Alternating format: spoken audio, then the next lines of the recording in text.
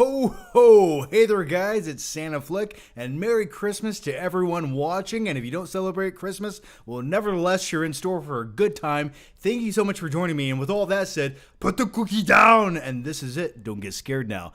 How are you guys doing? It is Christmas Eve, and I just felt like I had to do a live show. I've been meaning to do one all week, and finally, at the last hour on Christmas Eve, I sort of got a chance, and I wanted to spend this magical, mystical moment with all of you. So with all that said, feel free to ask anything and everything that you guys want to, because as always, you guys dictate what we talk about, where the conversation goes, and whatever you guys want to talk about, let me know with the questions. So just thanks for joining me, guys. I do appreciate it. We have a couple YouTube members here. We got a couple YouTube members. We have Derek Hackett, who's been a member for 2 months. Well, thanks, Derek. And the live stream is the ultimate Christmas present. Well, thank you. It was either this or give you guys all coal in your stockings, and this is the least I could do, so I figured why not hang out and just talk about movies for a couple of hours.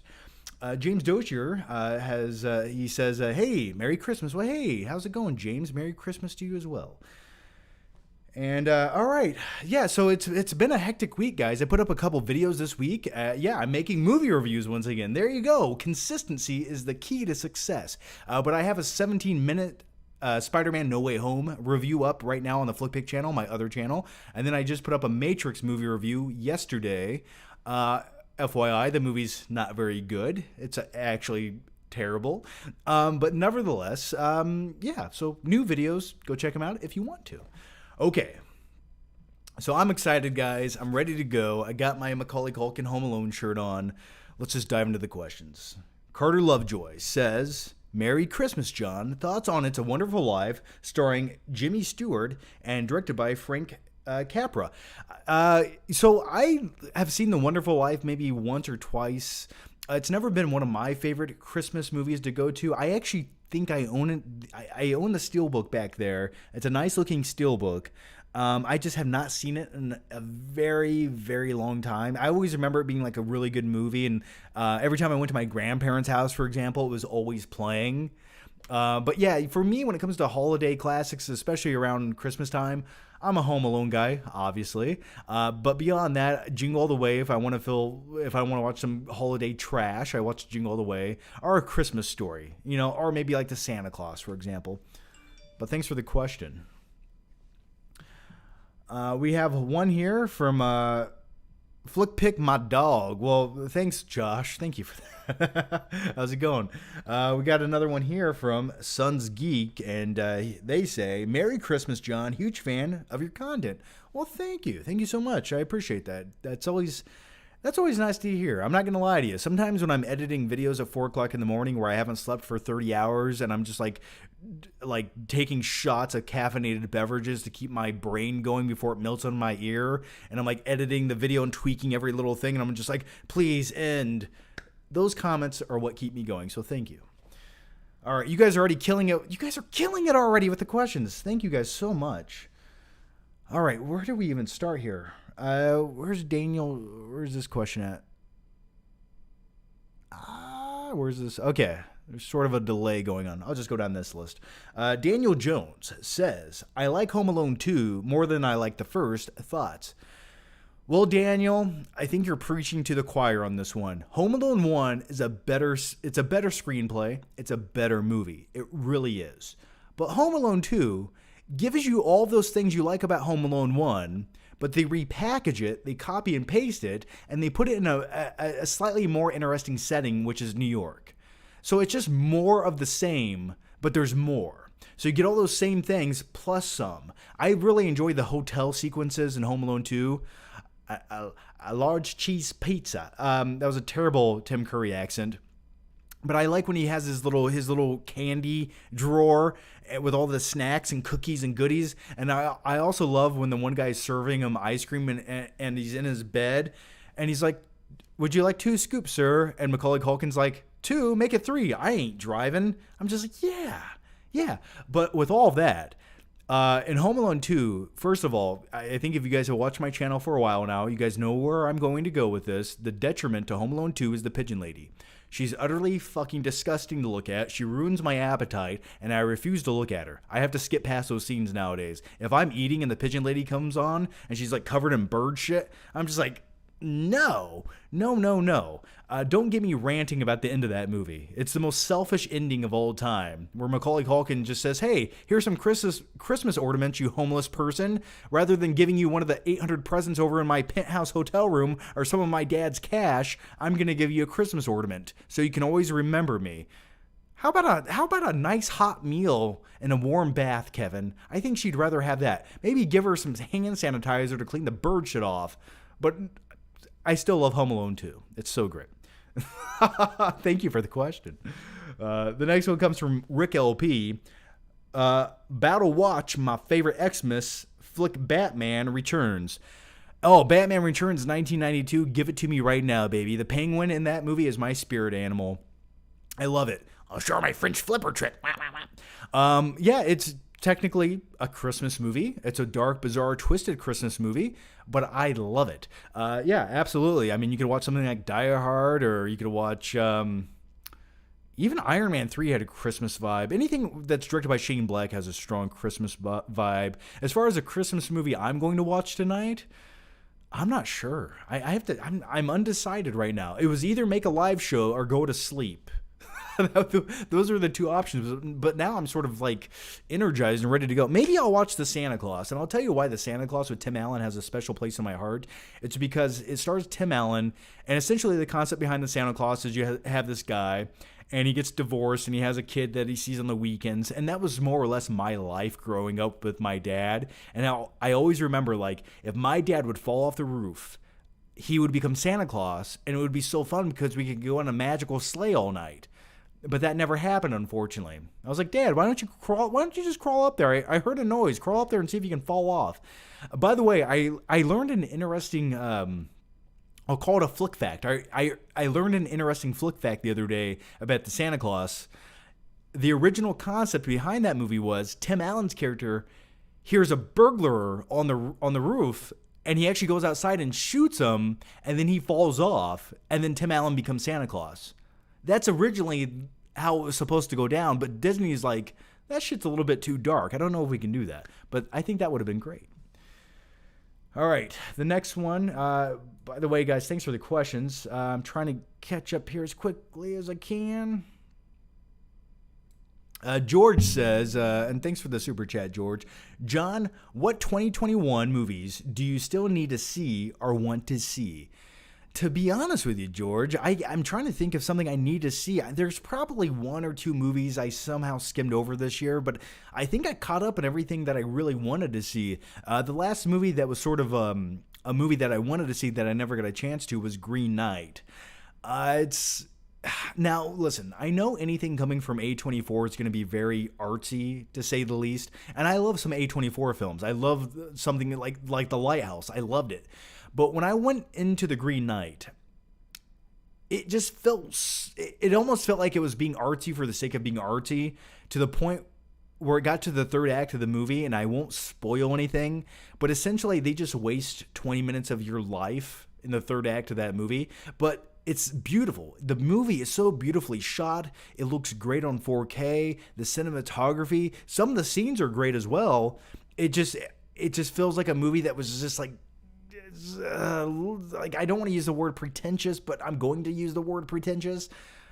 Great concept, but it just like a typical art house movie. I don't know why they feel the need to do that, but that's what happened. We got one here from Jake. Jake, thanks, dude. Thank you for the very generous Streamlabs donation here. I think that's what it is. But either way, thank you, Jake. That's so nice, man.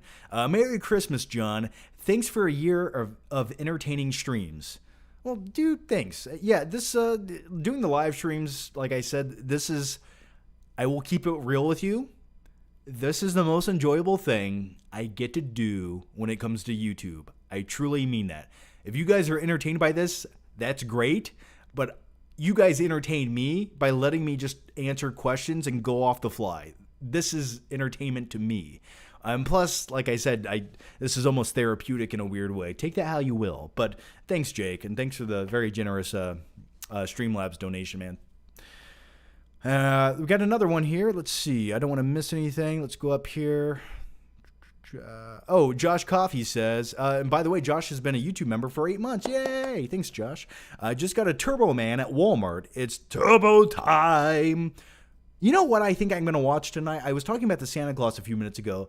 I need to watch some fucking Turbo Man. He got two. I'm not a pervert. I just wanted a Turbo Man doll. I say that every time I'm at the toy section in Walmart, and then the cops get called on me. What was I don't even remember. Oh yeah, it was just more of a statement, not a question. So I'd like a Turbo Man doll, but I think, you know what? Maybe I'll watch Jingle All the Way. I think I'm gonna eat a frozen pizza and watch Jingle All the Way. We got one here from Chad Hagen. Hey, John, Merry Christmas. I'm adding an addition to my house. I'm putting in a 4K projector. What 4K movie should I watch first when it's done? Chad, that's a very loaded question because it depends on your mood, and I can't predict your mood. I'm not a meteorologist of moods, okay? So for me, if I got a brand new 4K projector, I would definitely put something in that would just blow my eyeballs out of their sockets. The biggest, most epic movie you can find on 4K. Now, usually I would say Mad Max Fury Road. Because for me, that's almost a demo quality 4K. The vividness, the sharpness, the action sequences, it just looks great on a big screen. But with all that said, technically, from a technical aspect, Mad Max Fury Road was shot with 2K cameras. I know, it's crazy. So it's sort of almost in a way an upscaled 2K movie to 4K. It still looks great on 4K. I don't think anyone would ever be able to tell the difference. But I would probably watch something shot in true 4K. So maybe like you could watch like The Dark Knight or The Dark Knight Rises or like Mission Impossible Fallout might look really sexy with some of the IMAX sequences. I think that would be a really good one. That's probably what I would do. One of those 5 movies I just mentioned, man. Another one here. Let's see. We got Michael Witherspoon, who has become a member. Thanks, Michael. And by the way, real quick to everyone who's a member of the podcast perk and everyone who's a Patreon supporter, we did upload a brand new 2-hour. No, it's like an hour and a half podcast episode. Like 3 or 4 days ago. It's a really good podcast episode. We talk all about Spider-Man No Way Home with spoilers. And then over on the podcast, we also dive into listener questions. So you guys, there's like 50 listener questions on that one where we give a very in-depth answer and discussion on all of the topics presented by supporters over there. So yeah, if you guys are supporters on YouTube, members, go to the community tab on my channel, click that, and you guys will see all the content and podcasts if you guys are on that perk. So where was I at? Okay, it's getting late. I've been up since like 7 o'clock this morning. It's been a long day. Let's see. What's the next question here? We have one from Andy Piz. Andy Piz. All right, Andy. Hey, John. Been a fan for years. Do you think Die Hard is a Christmas movie? Isn't that the long-running debate? And abso-fucking-lutely Die Hard is a Christmas movie. What else would it be? I mean, it's also an action movie. It's a Christmas movie.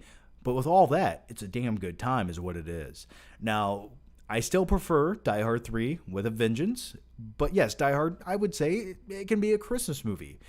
Does it get you in the Christmas vibe though? If it does, then it's a Christmas movie.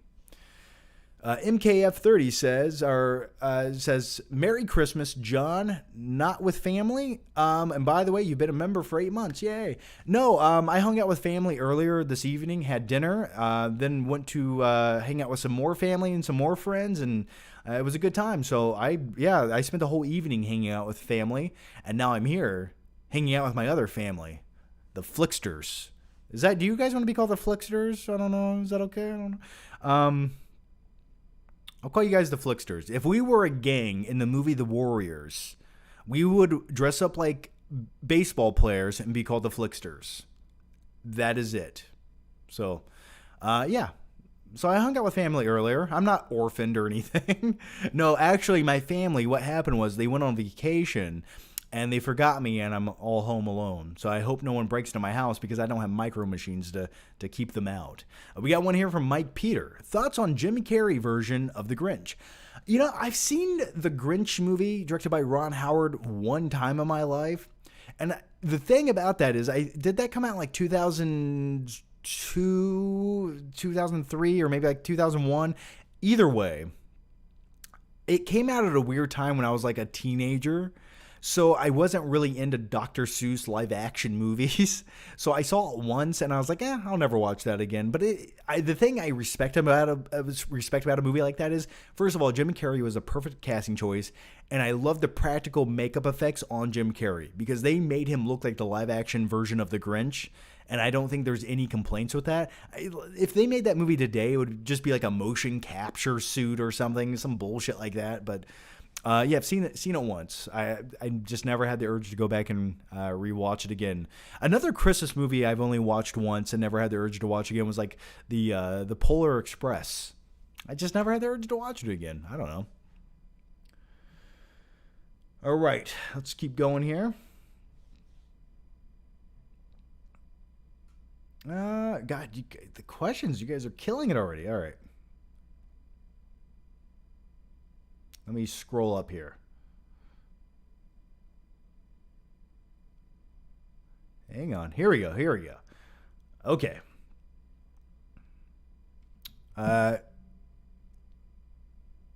Adam Rock says, Merry Christmas, John. Well, Merry Christmas to you too, Adam. Thanks for being a member. Max Neugenbauer here. Merry Christmas, John. Spider-Man No Way Home is now the best comic book movie of the 2020s so far. Yeah, I would definitely put Spider-Man No Way Home in there with Avengers Infinity War and Endgame as being like the best of the 2020s. Or, I mean, I guess, well, I mean, if you're going to go 2020s, yeah, technically, yeah, I would say it's the best of the 2020s. We're only a year and a half or 2 years in technically now, or next week we will be. But yeah, I would agree with that. It was a movie that delivered. Spider-Man No Way Home was what I thought it would be, plus a little bit more. So I think it delivered. So I loved it. Beach Bum 0331 says, "Hey, how would you pay for a Home Alone 3 revenge story with Culkin?" Oh, how much would I pay? I would, I don't know. Maybe I would give one of my testicles. I only need one of them. I have two. Maybe I could give one of those. I don't know. How much would you pay for a Home Alone 3 movie? I'm not sure. I'd pay $19.95 right now. That's how much I would pay for it. And these two Bang energy drinks on my desk. That's what I would pay. And this bottle of omega-3 Corey Krill fish oil. That was a sponsor in one of the videos. That would be, if they could just make a new Home Alone movie that wasn't a pile of dog shit like the Home Sweet Home that just came out on Disney Plus. That would be amazing. Like, and if they had Macaulay Culkin return as like the dad of the movie, maybe like he's the one who forgets his son somehow. That I think that would be great. But unfortunately, I don't know why studios like Disney don't just make that happen. They have enough money. I'm sure Macaulay Culkin would probably return and do it, but you know. I'm all hopped up a Mountain Dew, and I'm going to scissor kick you in the back of the head, old man. Let's see. Merry Christmas to you too, Darkside Master. MKF30 says, Fat Samurai did Home Alone versus Jingle All the Way the other night and was wondering which you felt was the best movie of the two for a Christmas film. Home Alone versus Jingle All the Way. I think Home Alone is by far the superior movie. I mean, like I said, the screenplay to Home Alone is actually really well done and very well written. Jingle All the Way is a good time. It's a bombastic, bizarre movie that just goes over the top and says, you know what? We don't give a shit because we're going to try to find a Turbo Man doll and everyone hates Booster. But the thing is with Jingle All the Way, it stars Arnold Schwarzenegger, okay? It stars Sinbad, and it stars Anakin Skywalker. I would take Macaulay Culkin over all three of them when it comes to a Christmas movie. So it's definitely a toss-up, but I just think Home Alone is the more timeless classic by far. But then again, for me, Jingle All the Way is sort of a classic in a weird way. I just don't think as many people appreciate it in the same way I do. The Santa Claus is low-key dark. Oh, it's pretty dark. It really is. I mean, the guy dies. He puts on the dead guy's clothes and starts delivering presents. And we have Amariah M. Hey, Amariah, how's it going? Ho, ho, ho, Merry Christmas. What Christmas movie are you going to watch tomorrow? I don't know what Christmas movie I'm going to watch tomorrow. I'm going to watch something tonight. I've talked about this a few minutes ago. I'm on the fence. I think Jingle All the Way, it makes me feel really good inside. But the Santa Claus also takes me to a happy place. Maybe I'll watch Batman Returns, because someone brought that up earlier, and thinking about the Penguin sort of gets my juices flowing. I'm not going to lie to you. Christopher, what is it? Barocuse? Christopher, you know I can't read. Barocuse. Barbecue. I call you Christopher Barbecue. Hey, John, how do you not have a Manscaped ad? I do have a Manscaped ad, actually, that you bring it up, Christopher. Go watch my Jay and Silent Bob. The new Jay and Silent... What was the new Jay and Silent Bob movie called? Jay and Silent Bob... whatever the fuck... What was that called? I forgot. Yeah, on my newest Jay and Silent Bob review from a couple years ago, I do have a Manscaped ad where I talk about how you can trim your balls for the great low price with Manscaped. And I do use their products. So I do have one, actually. Put the cookie down. Hey, Josh, how's it going? We have Simon Phoenix here. Is Broken Arrow the best Is Broken Arrow... John, it's late. You don't know how to read. Is Broken Arrow the best quality pleasure of all time? Ooh wee, I'm good looking. Yeah, Broken Arrow is phenomenal in every way. Yes, Christian Slater, John Travolta. There's a missile in the desert. Yes, that is an underrated action movie in my opinion. Not enough people talk about it, but it's so well done. That was directed by John Woo, right? But either way, the score to that movie by Zimmer, I still listen to that all the time, and I love the very end of the movie. I guess it came out in 1996, so it's not really spoiling anything. But one of the characters gets him impaled with a missile, and right before the missile hits him, he goes, "Oh." That's fucking great. So yeah, man, Broken Arrow all day. But for me, the best guilty pleasure movie of all time is probably, I would say, like, you said quality, so we'll stick with quality. I actually think Waterworld is a quality guilty pleasure, and I actually like Roadhouse probably more than I should. So yeah. All right, let me scroll up here. Hang on here, just give me a second. Okay, we got one here from Carter Lovejoy. And thanks for the question, Carter. Home Alone 2 gets even better if you've been to New York City and point out the places that they filmed. And when watching the film, been to New York twice in my life, and once when I was 11 and once when I was 19. Yeah, I've actually never been to New York City. I really don't have an urge to go, to be honest with you. Like, other than like seeing like the Statue of Liberty or the Empire State Building, I don't know why else I would be in New York other than if my parents accidentally forgot I was there and I got there and I could steal my dad's credit card and then meet some homeless lady in the park covered in bird shit. I don't know why else I would go there. I was actually wanting to possibly go to Chicago during like this Christmas break or this Christmas season, because I've always wanted to see the Home Alone house, the McAllister house, which is located in Chicago, and it's only like 2.5 hours away from me. So I figured that would be kind of like a cool thing to do. And right now, I guess they actually made it into an Airbnb where you can rent it or something, but it's all booked up, so that sucks. But yeah, that's what I wanted to do. That's like the filming location from Home Alone I wanted to go to. Night King 01 says, did you see the Northman trailer? Badass. I did not see the Northman trailer. I want to watch the movie. I'm super excited to see it. I like the director. I saw some maybe images of the movie, and it's everything I want it to be. I love a big time period, epic, badass movie. and it looks like the type of movie I do want to see. It's A24, right? So yeah, I didn't watch the trailer, but nowadays I try to avoid trailers for movies I really want to see unless I can't avoid it. So, but I do want to see it.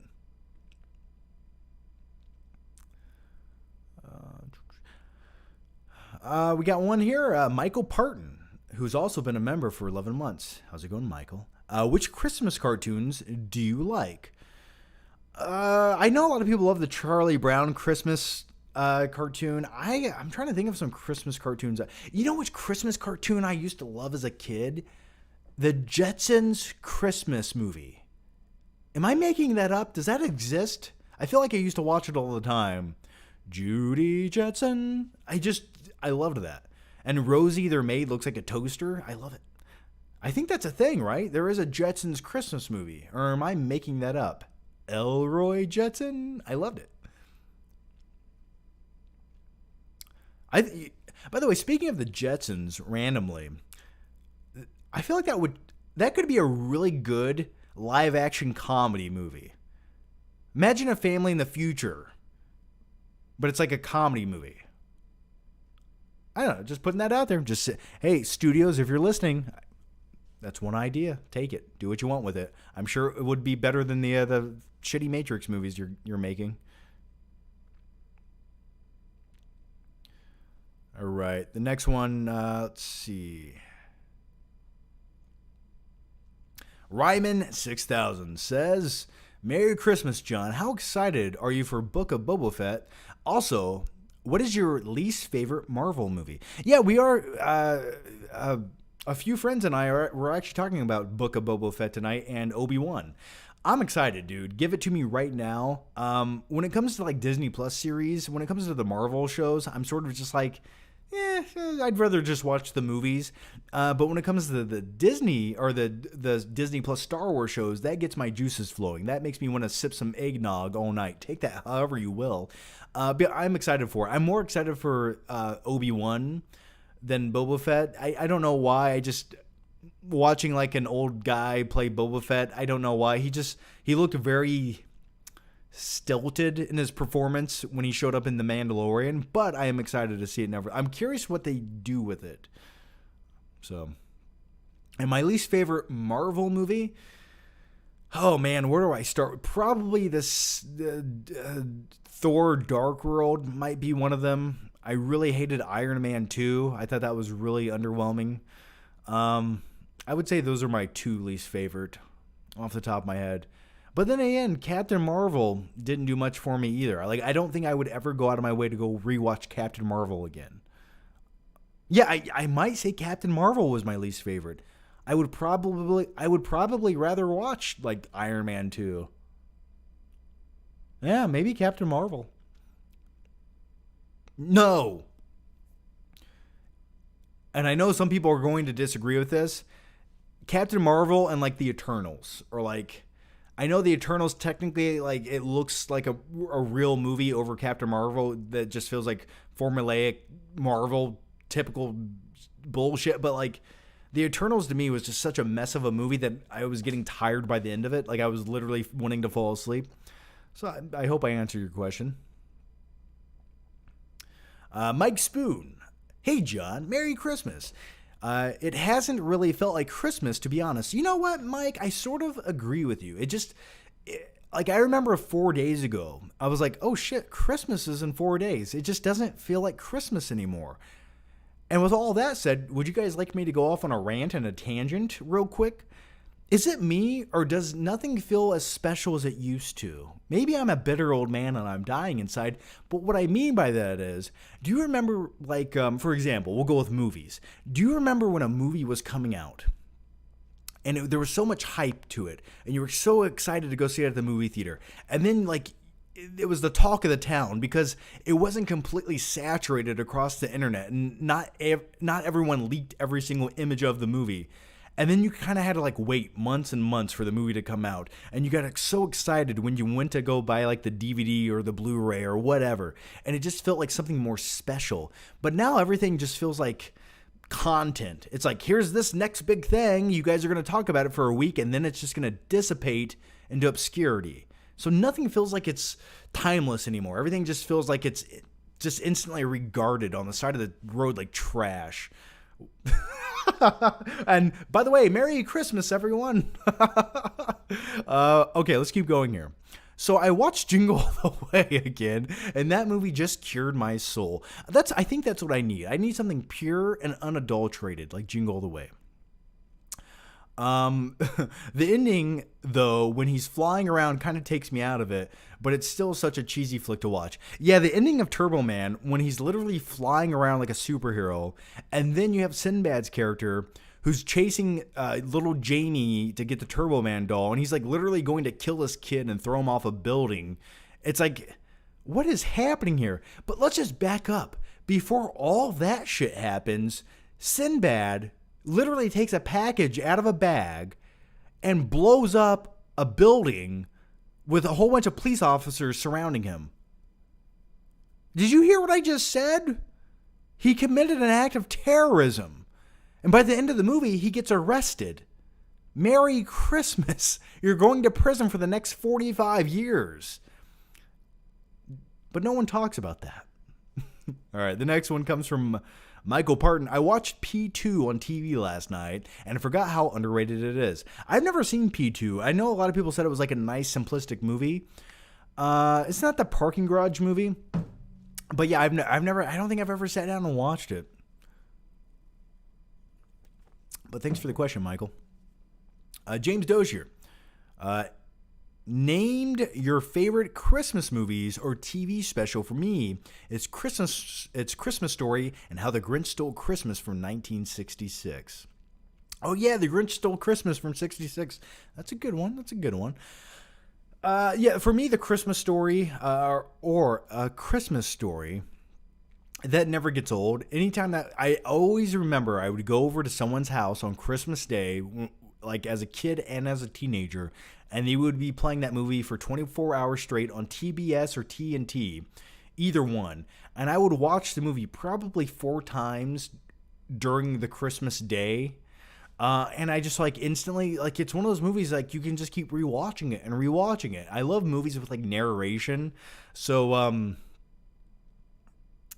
that's definitely one of them. Like I said earlier, Home Alone 1 and 2 or Jingle All the Way or The Santa Claus. James Dozier has another question here. So is it true the new Matrix is awful? Well, James, I'm going to recommend, check out my review I put up yesterday. And yeah, it's pretty fucking atrocious, man. It's pretty bad. If you're a fan of the Matrix, this movie there's no reason for it to exist. The only reason the new Matrix Resurrections exists is to simply change things for the sake of changing them. But the changes aren't earned. It's just like taking something and saying, no, this character doesn't really matter as much as this one now. Why? I don't know. Why the fuck not? So it has no point to exist. It doesn't improve upon anything the previous movies did. It feels soulless. It feels choppy. It has a terrible narrative that's just all over the place. It feels like an obligation movie by the directors, and I said that in my review. It feels like Lana Wachowski was obligated to come back because the studio is going to reboot that shit with or without her, and she's like, you know what, I'll come back and direct your movie. Is this what you want me to do? And she just like did the bare minimum while giving a big FU to the studio. That's what it felt like. Next question. Charles Taft says, everyone talks about Cousin Eddie, but wasn't Uncle Lewis a hilarious character in Christmas Vacation? What's the matter with you? Yeah, Uncle Lewis was completely senile and crazy and had a great toupee. I love the scene where his head's on fire. Like, his head's just on fire. It's great. Yeah, I think he was underrated for sure. Joshua Garrison says, do you enjoy Christmas Vacation? By the way, we just mentioned Christmas Vacation. Yeah, that's another movie I keep forgetting to mention. I do enjoy it. I really do. I don't rewatch it as much as like some of my other favorite Christmas movies, but absolutely. I love this scene where they're like sledding down the hill and he sprays the bottom with like cooking spray, and then it turns into a live action cartoon. That's great. Chris Miner says, any Christmas guilty pleasures? Mine is Deck the Halls with Danny DeVito and Matthew Broderick. It's not. It's all nostalgia as a kid and very aware. It's trash. I think I've seen that once. Also, there's a Jonathan Taylor Thomas movie called Getting Home for Christmas or some shit like that. Terrible movie. But I do remember watching it often as a kid. Maybe I just wanted to be friends with Jonathan Taylor Thomas, the voice of Simba. Maybe that was a guilty pleasure as a kid. I'm trying to think of like another guilty pleasure Christmas movie. One we have neglected to mention is Bad Santa with Billy Bob Thornton. That's a damn good Christmas movie. I want more dark comedies like that, but Hollywood, they can't make stuff like that anymore. People will get offended. But yeah, I would say Bad Santa is another one too. Gaming Junkie 1723.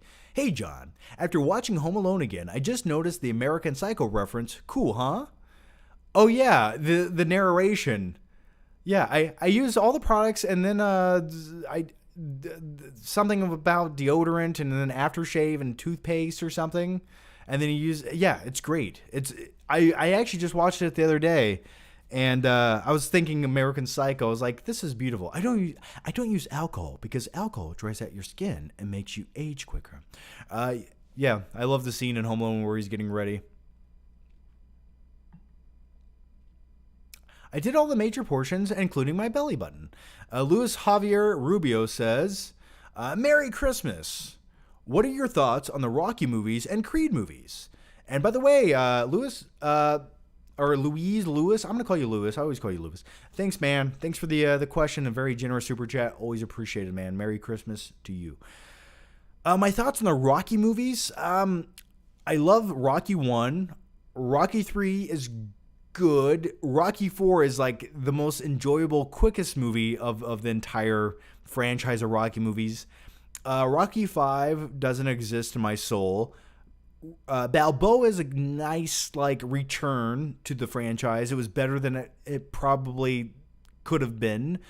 And when it comes to the Creed movies, I was actually really pleasantly surprised with the first Creed movie. The second one, I felt like they kind of wasted Drago's story a little bit. I felt like it was something about maybe the directing of it just felt like a music video at times. And I know Michael B. Jordan is coming back to direct Creed 3 and star in it. So I'm curious to see how he does on that.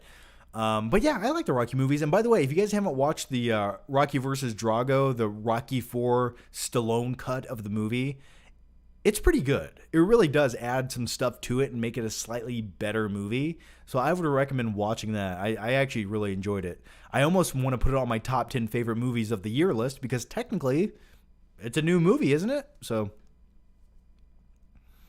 and you had another part here. And what movie has your favorite training montage? Mine's Rocky 3, where Rocky and Apollo embrace each other on the beach. Oh, that's called bromance, man. That is bromance. They're both wearing like fucking belly cut shirts where you can see their belly buttons running around, and they grab each other and start twirling around on the beach with the waves crashing into them. That's a beautiful moment between two men. Why can't men do things like that? Why? Why can't men just embrace each other after working out together like that? But mine, I'm going to go back to Rocky 4.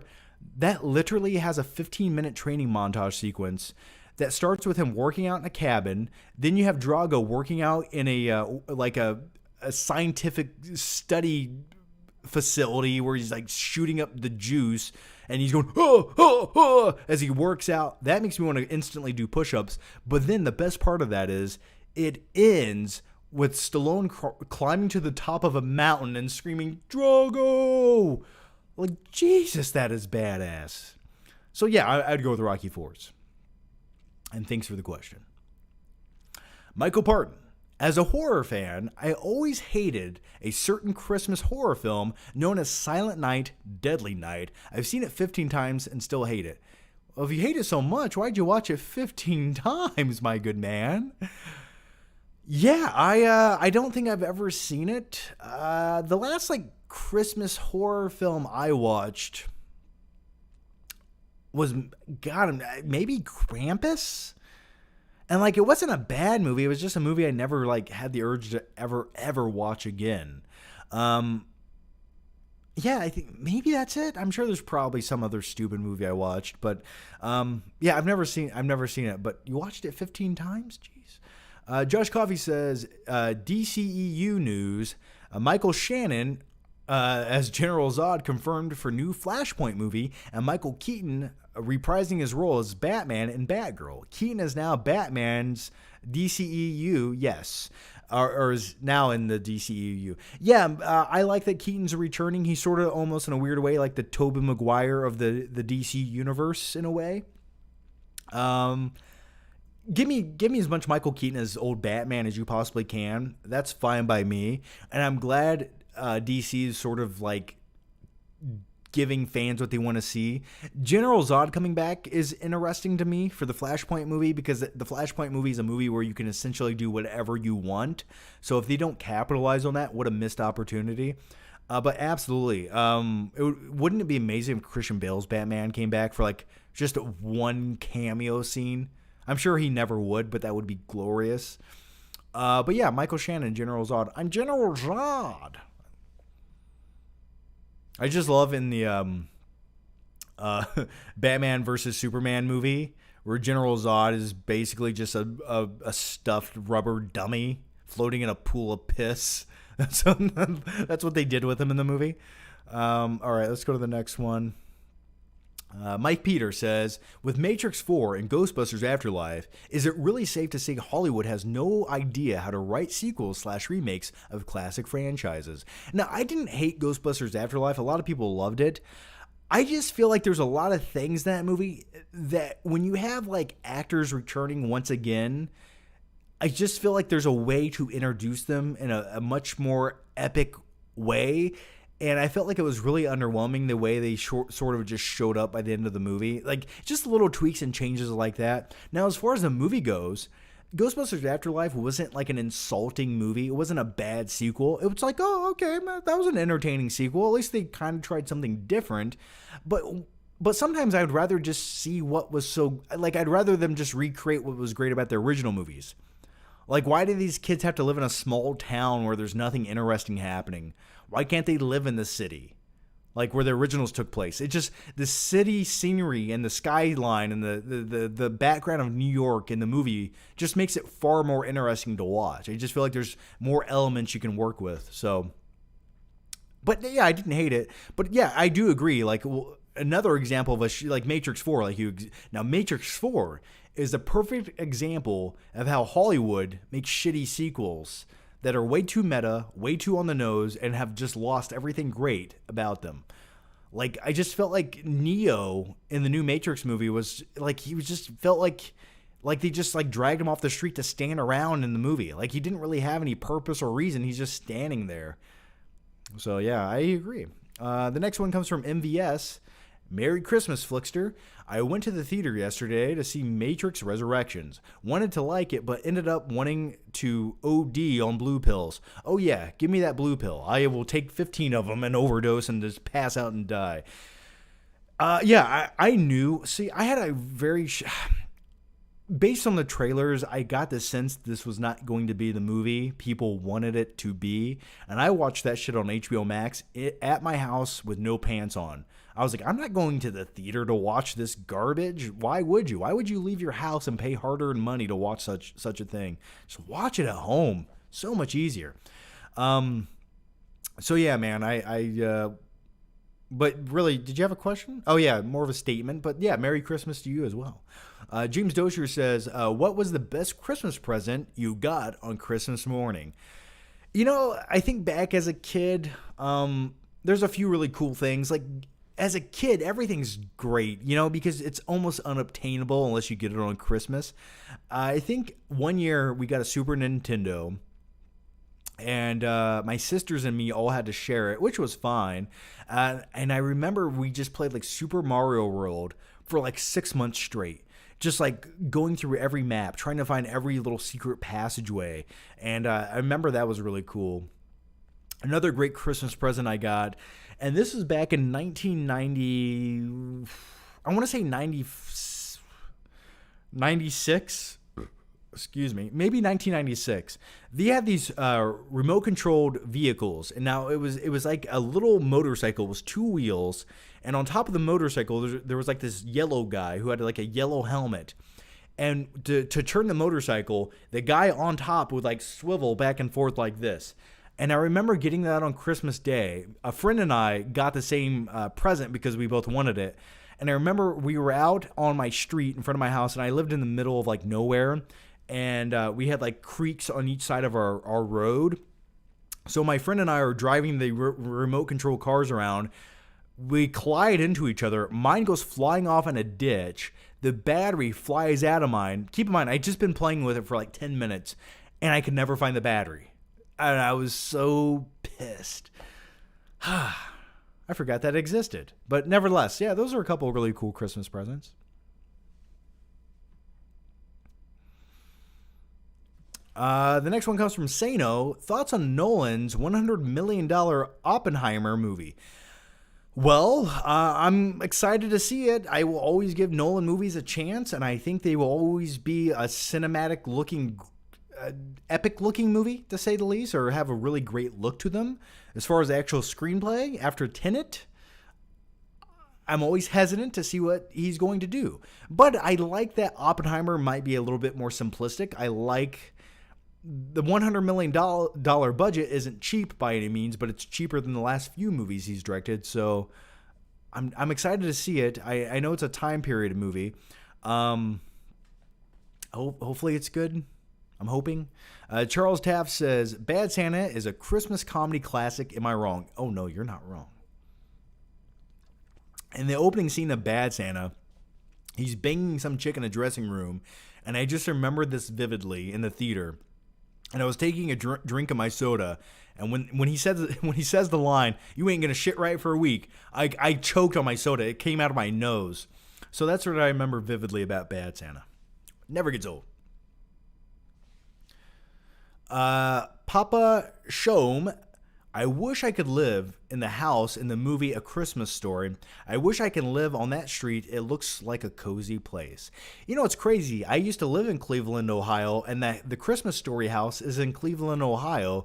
And at one point, I remember I was driving down the road with someone, and they're like, you know, like the Christmas Story house is like 2 blocks over that way. And I remember like I had to be somewhere, and I was so mad I never got a chance to see it when I lived in Cleveland. So yeah, it definitely has like that 1950s look to it. Those 1950s style houses. I agree with that. Yeah, the Home Alone house just looks like a house you could never afford unless you made like $6 million a year. But the Christmas Story house, it's like, okay, I could probably make that happen. I agree. Good observation. Night King of One says, anyone agree with me that John should watch Northman trailer right now during the stream? Please, this should cover it, sir. And no, not A20. It's not A24? Why did I? It's directed by the same director of The Lighthouse, which that was an A24 film, right? Okay, maybe that's where my brain was going. Okay, Night King 01. I will watch it just for you. I will watch the Northman trailer. Let's watch it. What else do I have to do, right? Let's turn this bad boy up.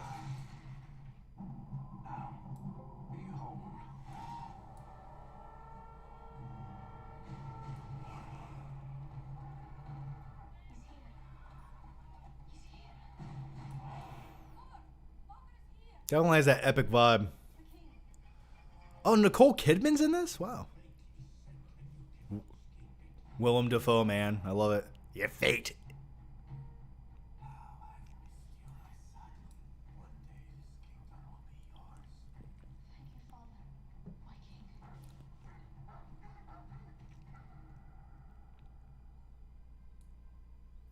Little kids eating snowflakes.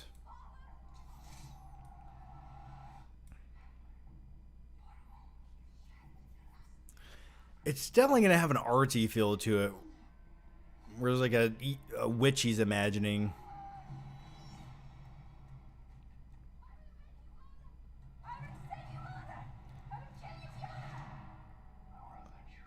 I love a movie about revenge.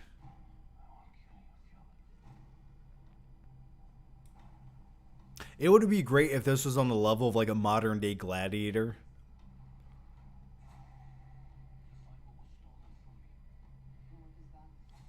I am kind of getting those vibes.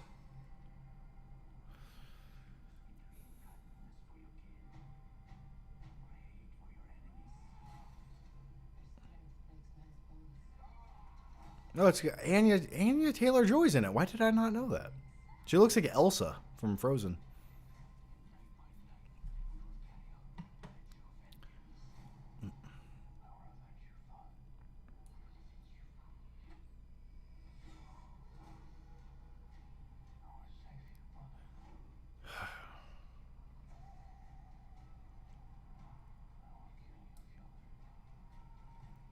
Give me that brutality, please.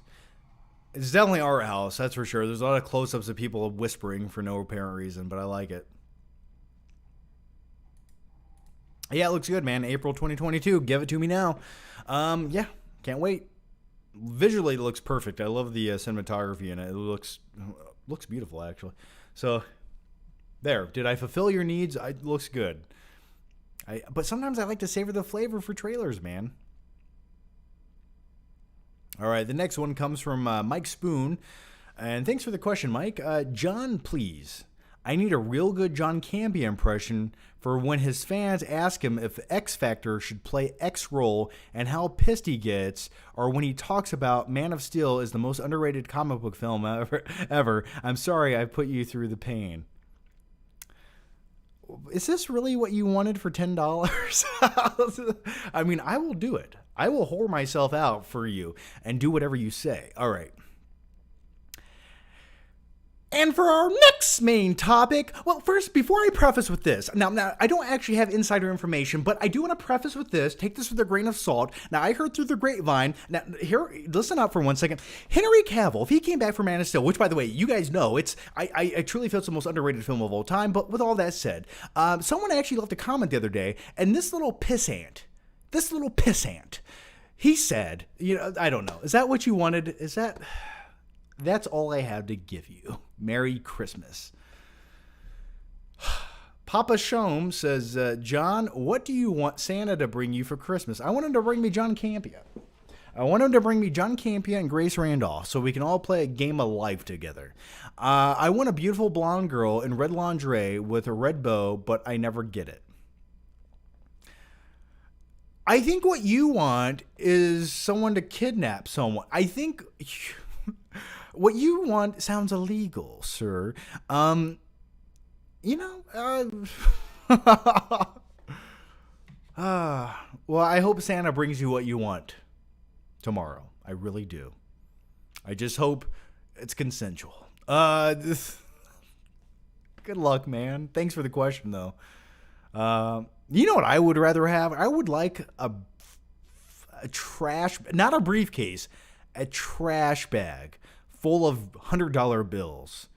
And I would go buy like the Batmobile. And I would just make the most, and I would hire Michael Bay to direct flick trips for me. And every opening to a flick trip would be me in the Batmobile with 87 explosions behind me, Optimus Prime chasing me. And then in the beginning of the flick trips, I would interview some random actors. I'm driving the Batmobile, and then we would just go talk about movies and go buy physical media. That's what I would do with a trash bag full of money. I might need a dumpster, not a trash bag, but either way. I don't know how we got to that question. I'm glad you guys like my John Campea impression. Let's keep going. We got one, Max Nugenbauer. Uncle Myron wants to talk to you. Oh yeah, from Jingle All the Way. I forgot. Yeah, his name's Myron. I forgot about that. Hey, come here, little boy. Uncle Myron wants to talk to you. Yeah, I love it. Shivam Desai. I feel like I'm saying that wrong, but I'm sorry. Hey, John, what are your top 3 Spider-Man movies of all time? It would be hard for me not to say Spider-Man No Way Home isn't in that top 3. I think it would... But tonally speaking, and as far as like movies look, Sam Raimi's second Spider-Man movie, it looks like a real movie with Spider-Man in it. It doesn't look like this overly glossy, polished Marvel movie. So if somehow they could have made Spider-Man No Way Home look like Sam Raimi's Spider-Man 2, that would have been perfect for me. But okay, No Way Home, Spider-Man 2, and I know a lot of people would probably say Into the Spider-Verse in there, but I'm going to say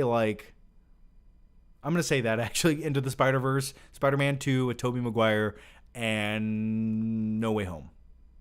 How's that? But after watching Spider-Man No Way Home, I did get re-energized, I guess you could say, to watch the Andrew Garfield Spider-Man movies.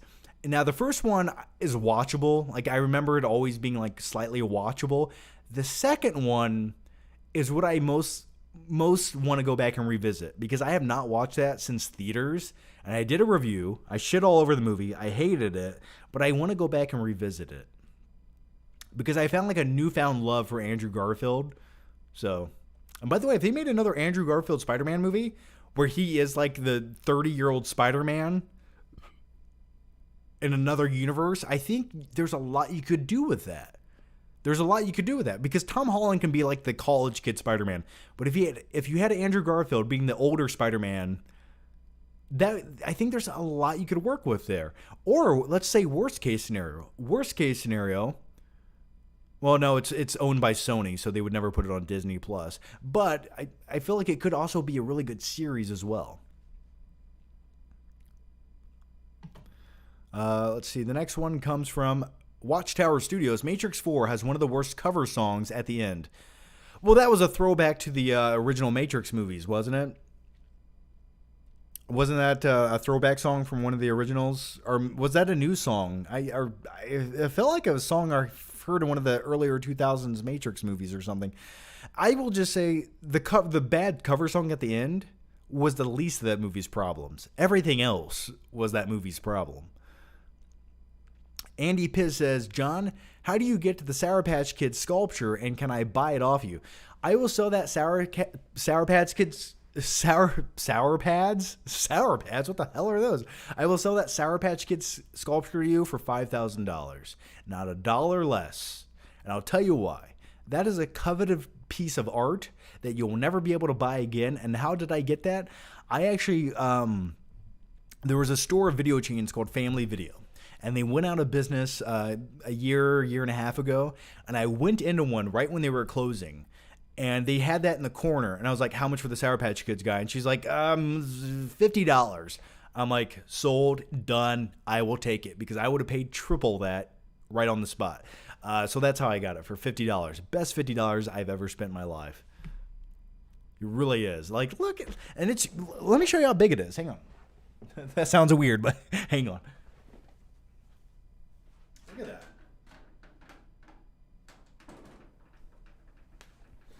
It's like a solid 4 foot tall. All right, the next one here comes from Crimson King, who has become a member. Yay, thanks, man. Papa Shom says, I wish Morgan Freeman was the real Santa Claus. In my brain, Morgan Freeman is God. He is Santa Claus. He's the Easter Bunny. He's whatever you want him to be. Sometimes he's the Tooth Fairy. It just depends how frisky you're feeling that day. Ho, ho, ho. Merry Christmas. You either get presents in your stocking or you don't get them at all. Balloon Raccoon says, what do you think is the most underrated sci-fi movie? For me, it's Prometheus. I recently rewatched it, and it doesn't deserve the hate. It's really good. I don't think Prometheus is underrated, to be honest with you. I think it got the cult following and the attention that it should have. There's a lot of... Now, when it comes to Prometheus, it's a love-hate thing for me. The concept is everything I've wanted to see in a sci-fi film. The overall premise, the overall execution is what I wanted to see. But there's just so much stuff in the movie that I hate that I just want to skip past. Like, you have the two stupid scientists in the beginning of the movie. Gucci, Gucci, goo. Oh, was this an alien or something? Yeah, it's an alien. You were hired to come to this alien planet to find alien life forms, and when you do, you go Gucci, Gucci, goo, and it spits acid in their face. It's stupid. Or it's a face hugger. Just so for me, it's like things like that kind of like take me out of it. But as far as like the look of it, the engineers, the space jockeys, meeting an alien life form who might have been the one responsible for creating life form on Earth. I love things like that. Those kinds of concepts kind of expand your mind, and I love when you can think. Movies make you think like that. So, underrated sci-fi film. Oh, I'm trying to think of like an underrated sci-fi film. I don't know. Why don't you guys in the comment section over here? Why don't you guys mention some underrated sci-fi films? Like they have to be underrated. Don't just mention like good sci-fi films, but underrated sci-fi films. Let me know. Is Demolition Man technically a sci-fi film? I'm just kidding. All right. The next one comes from Am12 Bama. Jonathan, have you seen The Last Duel? I did see The Last Duel, and it'll be the last time I watch The Last Duel. Now, I liked a lot of things about it, but then it gets to a point where the story unfolds, and then you have to watch the same event happen 12 different times from every different perspective, and they only tweak small details. And I get what they were going for. I understand how sometimes something can happen, and it can be taken so many different ways. Like there's so many different versions of the truth. I got what they were going for, but it definitely was like not a movie you needed to sit down in the theater for. Now the actual duel part of the movie at the very end with Matt Damon and Adam Driver, that was really cool. But it's like one of those movies that just I can understand why it didn't do well at the theater. I really can. Oh, Ex Machina. Someone says Jason X. That's a good one. Children of Men. I feel like it's not under. I hate Elysium. Someone said that. Moon was good. I watched it once. 2001: A Space Odyssey. I think that definitely gets the love it deserves. Everyone references that as like one of the most cinematic sci-fi films of all time. Galaxy Quest, that's funny. Johnny Mnemonic, oh my god, just what a shitty 1995 movie. Edge of Tomorrow. You know what? I'm going to say Edge of Tomorrow. That's a damn good pick. That is a truly underrated sci-fi film that's done to perfection, and where is the sequel to that?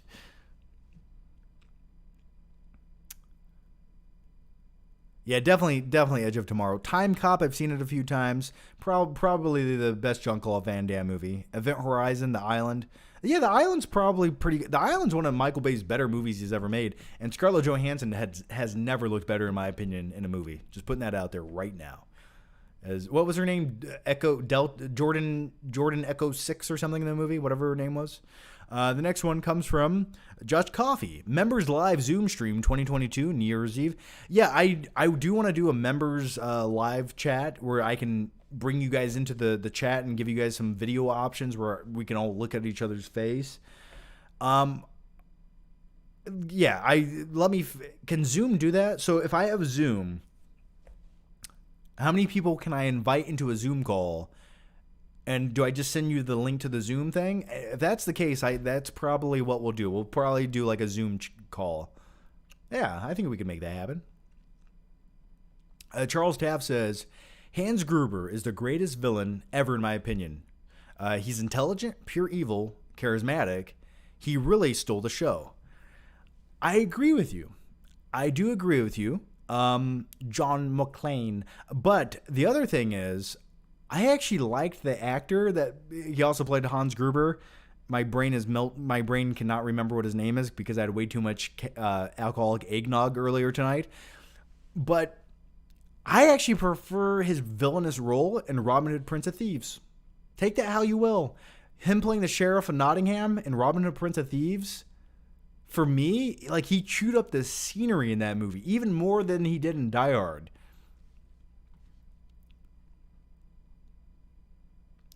So yeah, if you haven't seen Robin Hood, Prince of Thieves, go watch that. That's an underrated movie. Alan Rickman, I'm sorry. Please forgive me for getting Alan Rickman's name. Alan Rickman. Yeah. And Robin Hood, Prince of Thieves, great. Craig Thompson says, what kind of computer do you use and recommend it? Yeah, so I use a pre-built computer I bought at Best Buy. I think I think about it a year ago, actually. It's an iBuy is the brand, but it's a pre-built, so it has a whole bunch of different components in it. So it has a 2080 Super graphics card, which if you game is really good. And right now, graphics cards are like 3 times the price they should be because there's a shortage. So that's really good for like video editing, graphic design work, and gaming. It's got it's got a ton of components, and it's an iBuy pre-built. So I would say what I would recommend to you is if you have a Micro Center nearby, or maybe you can go to Micro Center's website and you can type in you can basically go to their pre-built page and put all the components of a computer you want into it. It'll give you a total list price of how much it would be. And I think you can just order it online and have it sent to you. So I would recommend going a pre-built route if you like game or like edit videos. Or you can make your own computer if you want to build that shit, but I don't know how to build a computer. I just fuck it up. I know I would. So that's what I use. I actually just upgraded my storage in it like a month ago. So I was running out of space. A lot of video files. And plus Call of Duty Warzone. Holy shit, that's a huge game. So anyway. Dan says, John, please watch my potato videos at Professor Batata. All right, what is that, Professor Batata? You have potato videos? What are you doing with said potatoes? Do I want to know? I guess I do. Why don't you tweet me that shit? Tweet me at the Flick Pick. Tweet me one of your videos at the Flick Pick. I'll check it out after the live show. DJ Run says, what kind of workouts or exercises do you do while watching movies? I don't actually work out when I watch movies. When I watch movies, I have to get completely immersed. I can't work out when I watch them. Now, listening to music, that's a different story, but I don't really work out when I watch movies. I don't. I just don't do it. Let's see. The next one comes from Dan. I didn't watch the new Home Alone movie because you said it was trash. Is it really unwatchable? Sorry about that TikTok super chats. Laugh aloud. That's fine, man. Yeah, it's trash. It's completely garbage. It's like what the new Matrix movie is. It's like they take a concept that was great and destroy it. Why? Sano says, actor... hang on. Okay, actor to be Joker to face Pattinson in the sequel. That's a tough one. And by the way, on a random note, I actually just rewatched Joker last night on HBO Max. I was feeling a little bit psychotic, and I forgot how great that movie was. Not only like the screenplay of the movie and the acting by Joaquin Phoenix, but the look of Joker by Todd Phillips. I was really meticulously looking at it. And man, I wish movies looked like that. It doesn't look glossy. It's clearly shot with modern day digital cameras. That look great, but it has a grit to it, and just the color palette, just the visual cinematography of the Joker looks beautiful. That's the way I like movies to look. So who would I have play the Joker? That's a tough question. I don't know. I mean, a lot of people might say someone like Willem Dafoe, or maybe you could have Joaquin Phoenix do it somehow, some way. But he would have to be 90 years old in the Batman movie. So I don't know if we're ready for the Joker yet. Now, I've heard through the grapevine there might be a teaser, or there was a teaser to the Joker character for the test audiences who were watching the Batman. Now, that could be a complete rumor and speculation. I'm not sure. But I would like if they did reference the Joker. Now, do they have to utilize him in the next movie? No. But I would like if they referenced him. I think that would be cool. But who would play him? I don't know. I'd have to really think about that. For me anymore, it's hard to, how do you top Joaquin Phoenix? How do you top Heath Ledger? I don't know how you do it. I really don't. Someone said it. That's funny.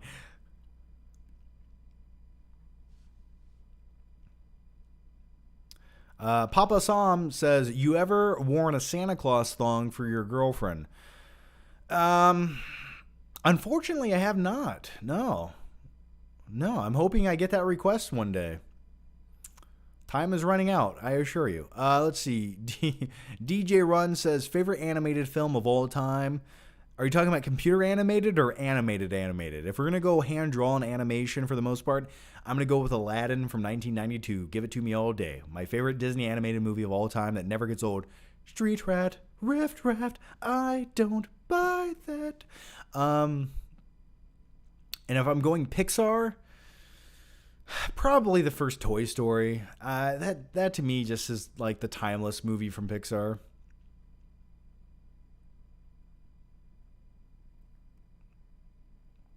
Someone said Christian Bale should return as the Joker. I think he could do it, but I don't think it would ever happen. John, please have a Crown and Coke and get drunk and call Crazy Jason. Crazy Jason doesn't pick up his phone. I've tried calling him for 2 years, man. Trust me. All right, they don't call him Crazy Jason for nothing. Dan, thanks for the super chat, Dan, but no question, but thanks, Dan. Merry Christmas. MKF30 says, how about Life, Event Horizon, and Virus? Underrated? I never got around to seeing Life. It had a great cast, but for some odd reason, it just looked like a symbiote came to life in a spaceship and started killing people. Am I wrong? That is what happens, right? That is what happens in that movie. It's sort of like symbiote meets The Thing. That's basically what happens. Event Horizon, I do like Event Horizon. It's been a while since I've seen it. And Virus was wasn't Virus kind of shitty? I remember Virus being kind of a shitty movie. Wasn't Jamie Lee Curtis in that? I could be wrong. Night King 01 says, saw Johnny Mnemonic. It was an experience. Dolph Lundgren was so strange in the movie. How Keanu got the Matrix role from this is hilarious. It was crap. Yeah, I saw Johnny Mnemonic a few times back in the 90s as a kid. And then also at the same time, they were coming out with all these shitty futuristic movies. They had one called, what was it called? Russell Crowe and Denzel Washington. Virtuosity. It was called Virtuosity. Now, Virtuosity makes Johnny Mnemonic look like the Shawshank Redemption. You want to see trash? Go watch Virtuosity. How do you waste Denzel? I don't know.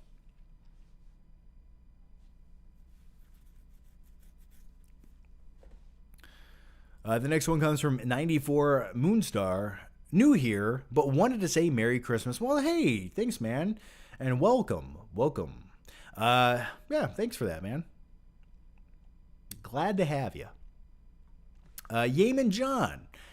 Who made better movies? Tobey Maguire, Cider House Rules, Wonder Boys, Pleasantville, Andrew Garfield, The Social Network, Hacksaw Ridge, Silence. I think that's just a preference thing, honestly, because when it comes to some of their movies, they're hit or miss for me. Some of them are like, even some of their good movies aren't necessarily like my favorite movies. Like Silence, directed by one of my favorite directors, Andrew Garfield, gave a great performance, just like a movie that I could never revisit. Hacksaw Ridge was good, really enjoyed it, watched it once, never had the urge to watch it again. The Social Network I love. Cider House Rules was good. Wonder Boys was good. Pleasantville was really good. But those are all movies I never had the urge to rewatch. So I don't know. That's really a toss-up. Both sort of had like a solid run of movies for like 4 years and then sort of disappeared. Or sort of went off like the A-list a little bit.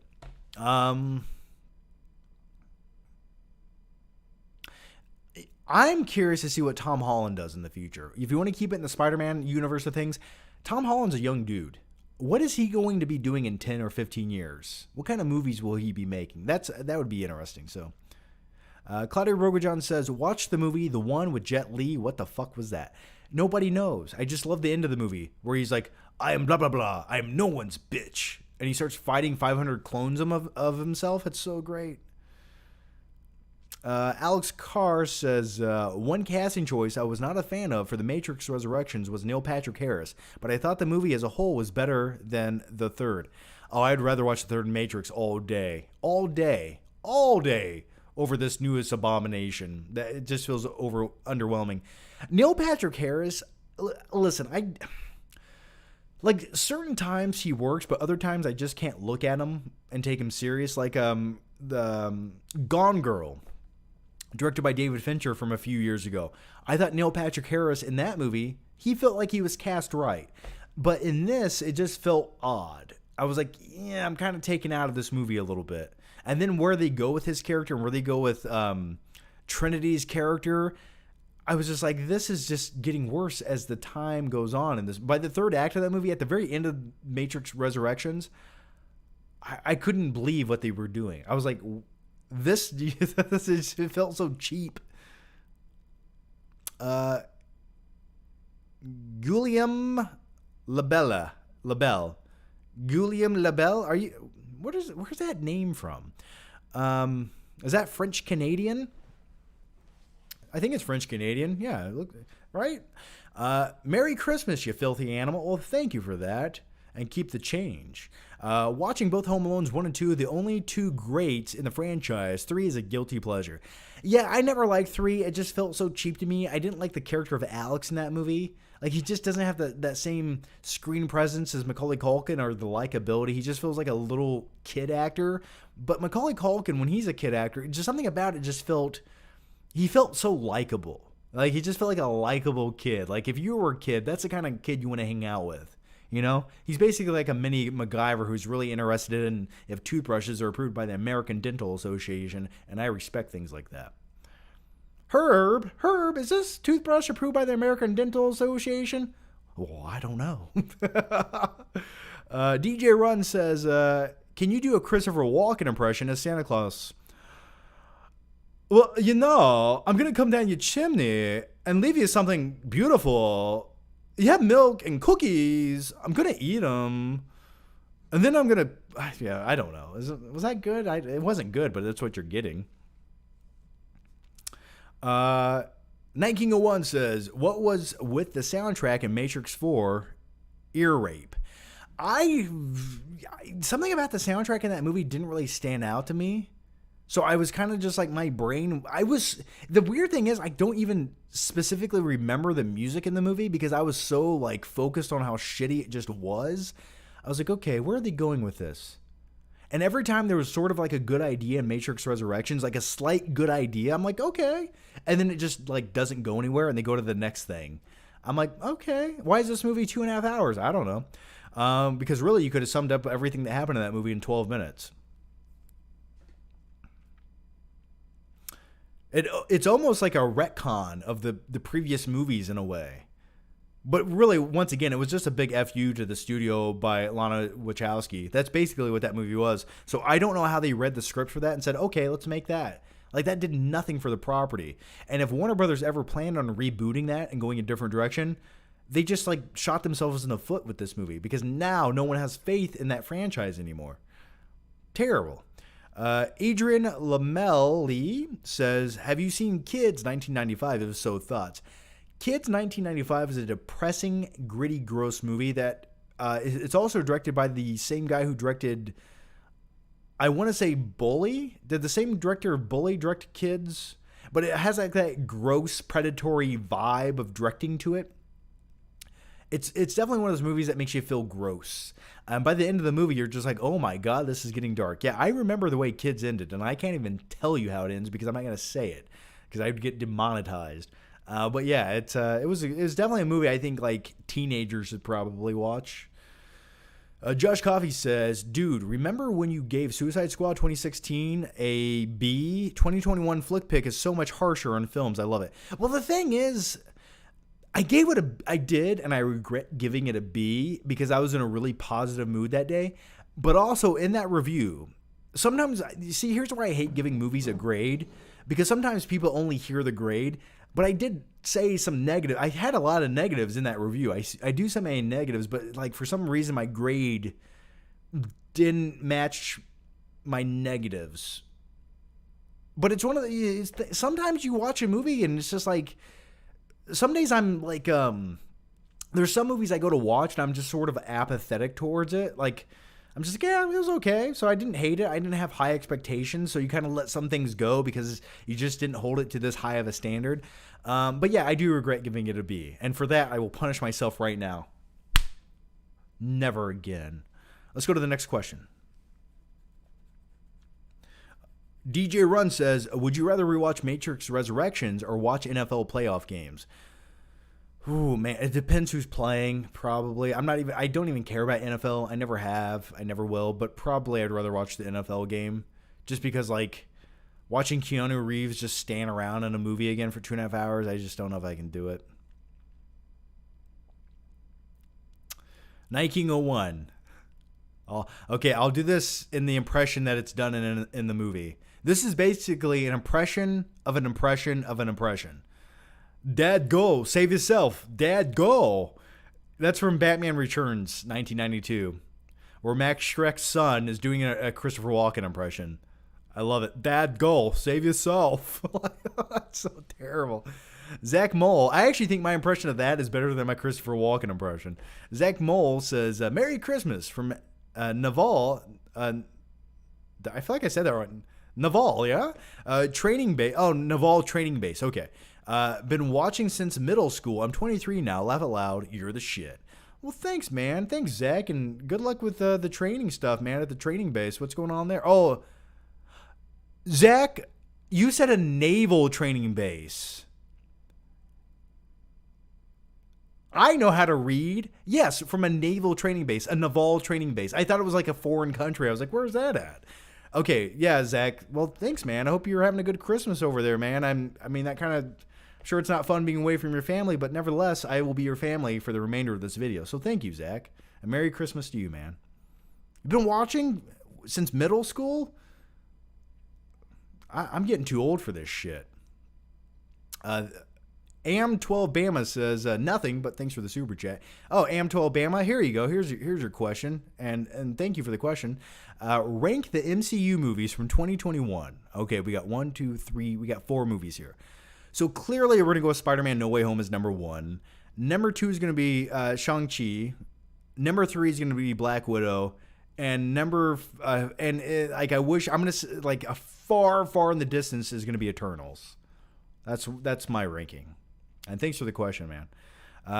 Brian Nevin says, Merry Christmas, John. Thoughts on possible Joker and Batman? I'm really trying to avoid spoilers, but everything just keeps popping up.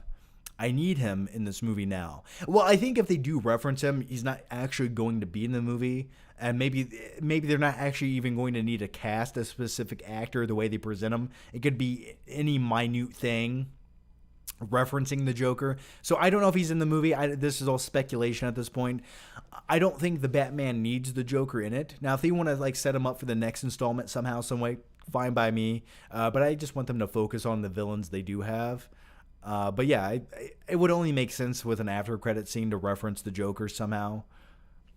I mean, but I don't know if you need the Joker just yet. But then again, it's a younger version of Batman, and we need to really establish that relationship with his most iconic villain. So maybe what they need to do, here's what they need to do. They need to establish the Joker. And they need to really tell a 2-part story with the Joker. So I feel like if they did that, the next Batman movie, it would be great if they shot 2 Batman movies back to back and had like a 2-part movie to really give you that long story that goes in depth, rather than just having a one-off with the villain one time. So I think that would really be cool if they could shoot 2 Batman movies back to back, release one year and then one the very next year. Sort of like what they were doing with like Lord of the Rings or something. That would be kind of cool. Gaming Junkie 1723 says, "Hey John, Merry Christmas. Whose movie collection would you watch if they did a video? Grace Randolph's or John Campea?" Probably John Campea's. Honestly, John Campea's. I would rather watch that. Yeah. I don't really watch a lot of Grace Randolph. Sometimes she says things I'm just like, I'll put it this way. She has said things where I'm like, how did she get away with that? How do people keep coming back for this opinion? Sometimes it blows my melon. I don't know. Well, I don't know. If it doesn't blow my melon, it blows my eardrums. All right, let's go to the next one here. But she seems like a nice lady. Night King 01 says, I loved when Defoe Bautista bombed Spider-Man. Oh, yeah. I guess slight spoilers. But anyway, there's like a power. Yeah, he did a power bomb on Spider-Man. But the way it was filmed, it almost looks so slow. It's like Like, it almost looks more brutal when you watch it in, like, WWE. But yeah, I like that as well. You should have done the Stone Cold Stunner on him, too. Yeaman John says, did you see any movies starring Montgomery Clift? He is one of the 3 original method actors of Hollywood, along with Marlon Brando and James Dean. Montgomery Clift, I think they're... I'm trying to think of the title.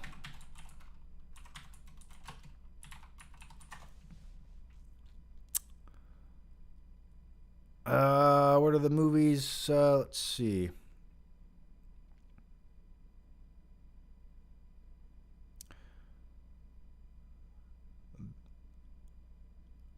Oh, no, maybe I was mistaken. I was thinking of somebody else.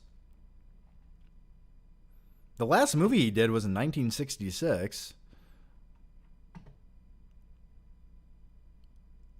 I don't think I've seen any of his movies. I never sat down and watched any of them in full. So, no, I don't think I've ever seen a Montgomery Clift film. By the way, thanks to all 311 of you watching right now. Thank you guys. I didn't think a lot of people would join me on Christmas Eve. I figured everyone would be with their families and drinking eggnog and waiting for Santa Claus to show up the next morning. But fuck that. Let's go watch this guy on YouTube. And I do appreciate that. Thank you. You don't need your family when you have me. You stay here. I'm Santa Claus tonight. All right. That sounded deranged.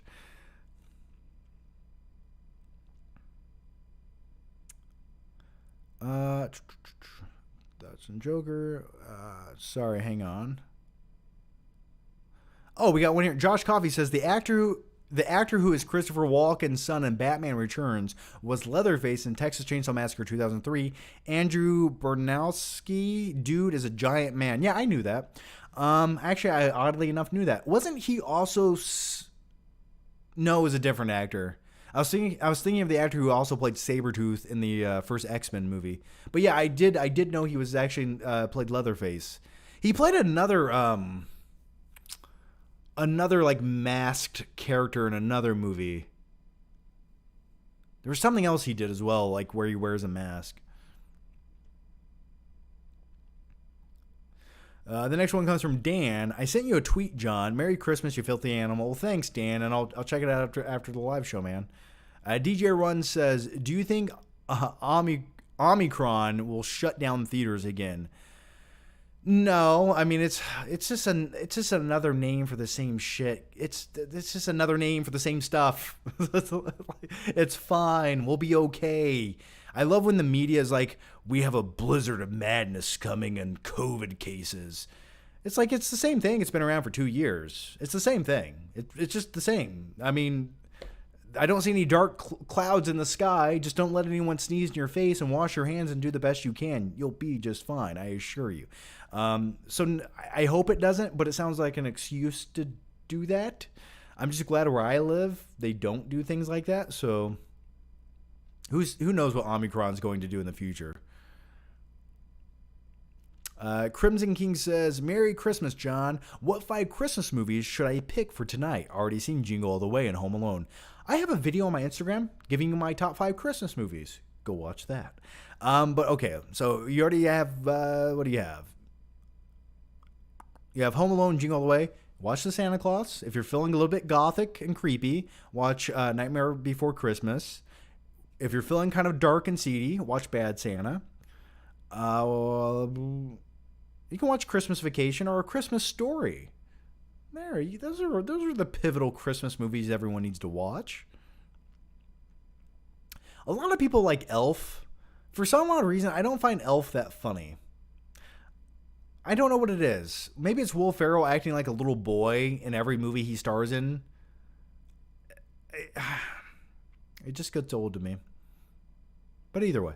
All right, guys, I'm going to answer a few more questions, and it is getting late, and I don't want to stay up too late because Santa Claus will skip my house, or at least that's what my parents used to tell me. If you stay up late, Santa won't come. The next one comes from Yeaman John. Do a Hulk Hogan or Macho Man impression. Bonesoul's got you for 3 minutes of playtime. That's a terrible Macho Man impression, but that's all you're getting. Oh, yeah. I don't know. I don't. By the way, speaking of Hulk Hogan, I am excited for the Todd Phillips Hulk Hogan biopic starring Chris Hemsworth. I am super excited to see that shit. Amariah says, Christmas Story. Yeah, I kind of am in the mood to watch Christmas Story. I think I might watch that. You know what? I'm going to watch that tonight. I think I am. I went through 5 different movies I was going to watch tonight, but I'm feeling a little bit bipolar tonight, so I think I will watch... Speaking of bipolar, the Polar Express. I will watch probably A Christmas Story, Amariah. Tim's Talk says, do you ever collaborate with other channels? I would love to have you on sometime and talk Matrix 4. I'm not opposed to it. Sometimes it's just so hard to like agree to do something on YouTube, and then you have to like set aside a time and then like record the video and send it. It's the collaborative efforts are always more enjoyable for me when they're in person.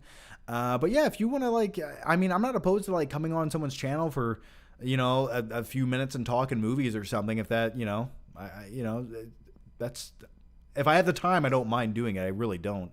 But yeah, you know, that's the thing I miss about like YouTube is like collaborating with other people. It always made videos slightly more fun. So, life. No Way Home is what Rise of Skywalker wanted to be.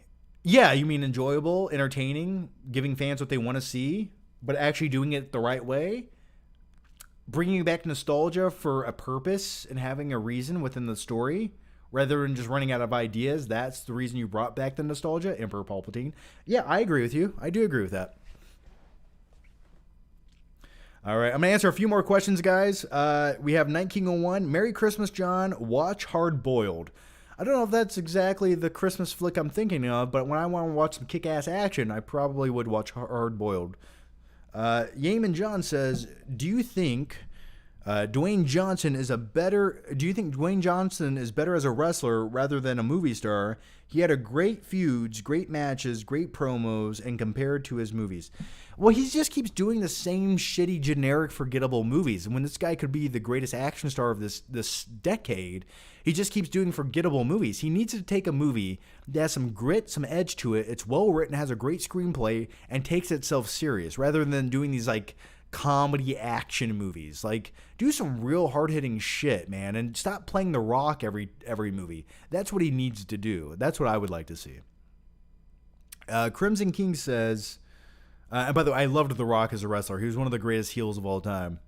But he was almost so good at cutting a promo to where you sort of liked him. That was his only detriment. Crimson King says, let's imagine an alternative universe where Christian Bale had accepted the offer of James Bond after Pierce Brosnan. Whew, shit.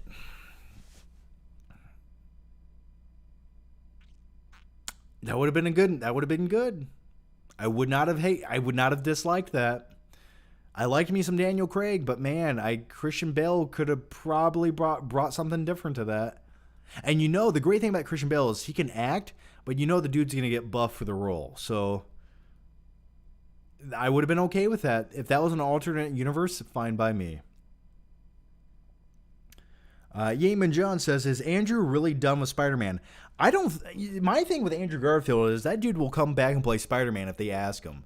And I think after the reception he got with Spider-Man No Way Home, there is money to be made. And if Sony doesn't capitalize on everyone's love for Andrew Garfield and putting him in an alternate Spider-Man universe and doing something with that, why wouldn't you? Now, there's been some rumors floating around, and maybe I'm making this up from my head, but maybe if you don't want to do another Spider-Man universe and also have Tom Holland's Spider-Man, because that kind of can take away from one another. It kind of diminishes one another in a weird way, or at least that's sort of how I feel about it, because everyone will just compare both to each other. But what you could do is you could do like the Miles Morales version of Spider-Man. But in that universe with Miles Morales also lives Andrew Garfield Spider-Man, being sort of like an older teacher or what's the term I'm looking for? Mentor. He could be an older mentor to where maybe they could kind of team up in the movie here and there, but really they set it up for Miles Morales to do his own thing and being a different incarnation of Spider-Man. Now, I think that would be a really good direction. That would be something different to Tom Holland's Spider-Man. That's what I would do with it. You get the nostalgia, you get Andrew Garfield being Spider-Man, and then you get Miles Morales starting off a new franchise with a different character and a different version. So that's what I would do with it. And Sony, if you're listening, you owe me $600 million for that idea. The next one comes from Airstrike. Your thoughts on Hawkeye series? This is the second time I sent money to ask. Did you? I'm sorry, man. I read every single thing that pops up here, and sometimes things just don't pop up. I have been paying very close attention today too.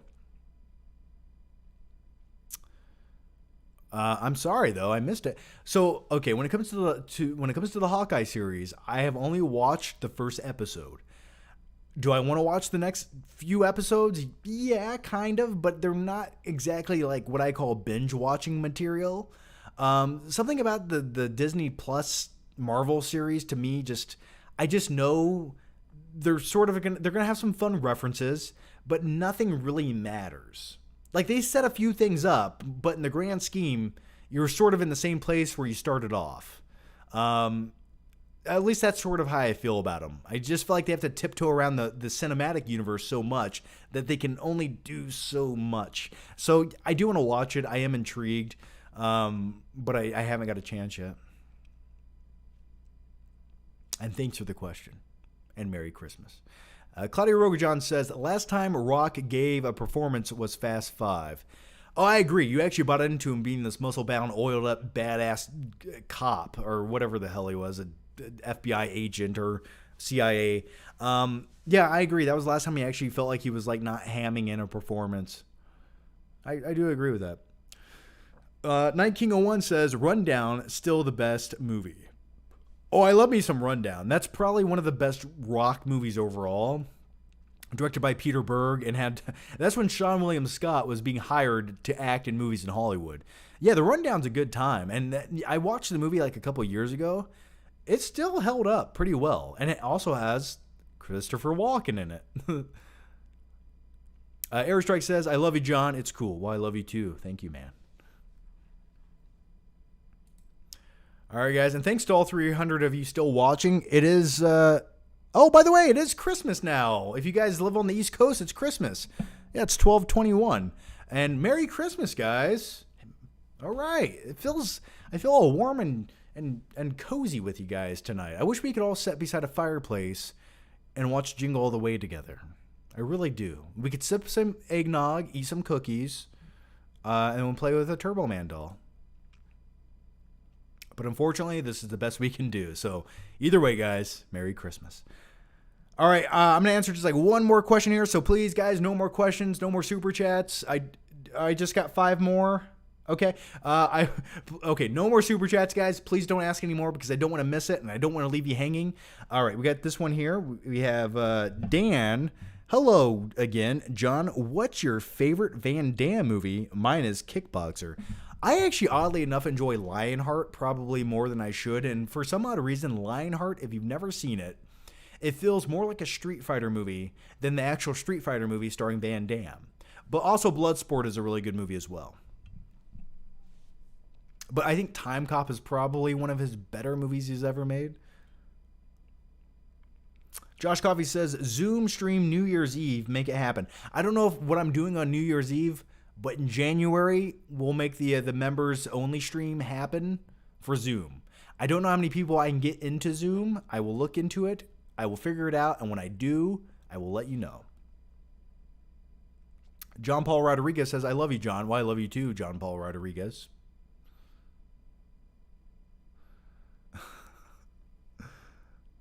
No to the eggnog. Ooh. Now you got to drink some eggnog, man. Come on. We'll take some fireball shots.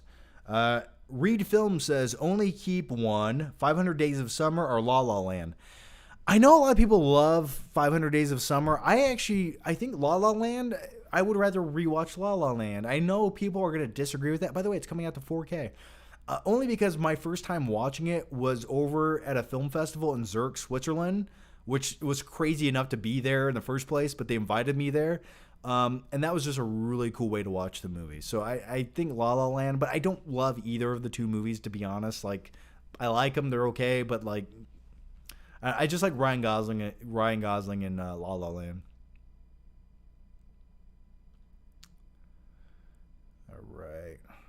All right, guys. I think we're gonna wrap it up there. Wrap it up there. Wrap up your Christmas presents. All right. As always, guys. Ho ho ho. Merry Christmas. Thanks so much for joining me. Like I said, I wanted to jump on here tonight, hang out for a few minutes, talk about some movies, and wish you guys a Merry Christmas. Because we haven't done one of these live shows in a couple weeks, and I was trying to do one all week, but like, I was making other videos, and sometimes when I edit other videos and watch a movie, like the Matrix review I put out took like all day to put together. It was just time consuming, and it's been a busy week with Christmas, you know? So either way, guys, I do appreciate the support, hanging out, talking about movies. Thank you guys so much for coming to look at my stupid face tonight. But with all that said, Merry Christmas. If you don't celebrate Christmas, well, have a good day. As always, guys, put the cookie down, and I'll see you next time.